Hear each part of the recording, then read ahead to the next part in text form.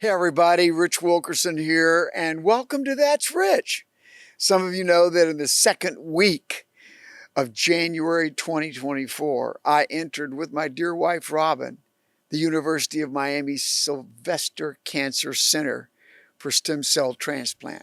I had been diagnosed with myelofibrosis, a form of bone marrow cancer. Robin and I were isolated in the cancer center for 43 days. I've been home now for several weeks and still need to isolate from people and crowds for another 3 months because infection is my enemy.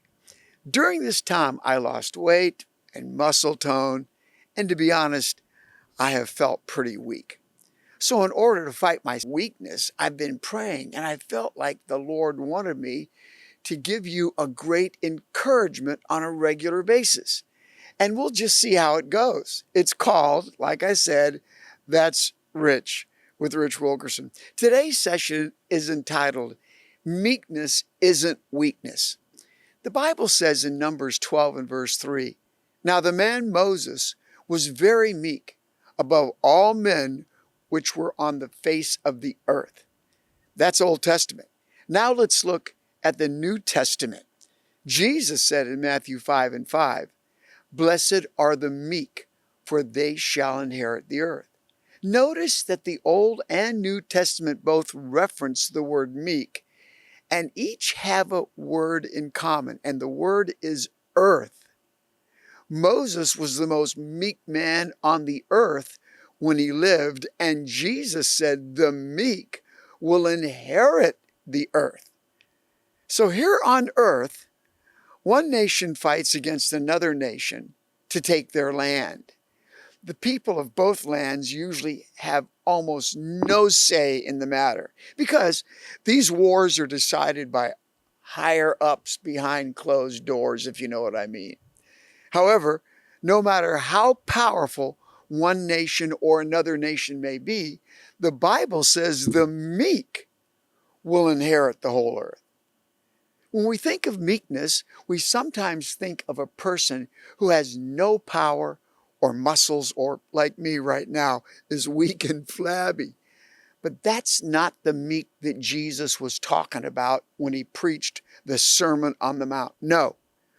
In the Greek language, which the New Testament was written in, meek means the breaking of wild horses, the training of wild animals.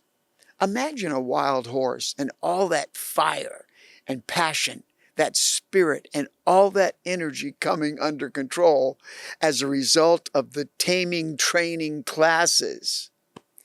The Greek meaning of the word meek is to take all of the fire within you, all of your passion, your energy, your intensity, and bring all that under control. That's meekness. The Greek word for meek is praus. Aristotle once said that the praus, P-R-A-U-S, man, the meek man, is the man who can walk the line between two extremes. For instance, if there was a straight line and over here on this end was a reckless person full of anger, and then over here on this end was a coward, then the meek man would stand between the man who was angry and reckless and the man who was a coward. And the meek man would stand between them, and the meek man would represent courage. The meek man is the humble man, the courageous woman, the person standing in the middle of two extremes, taming the situation. And it's that man, it's that woman who, when it's all over, will inherit the whole earth. Like I said, Jesus was teaching us that the meek are not the weak. So let's just say that you will take on the characteristic of a meek man or woman. This person is the most courageous person in society. They are the people who can stand between two extremes and bring balance to any given situation.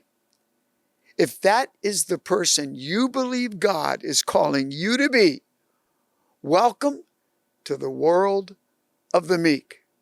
I'll guarantee you one thing, we ain't weak. God bless.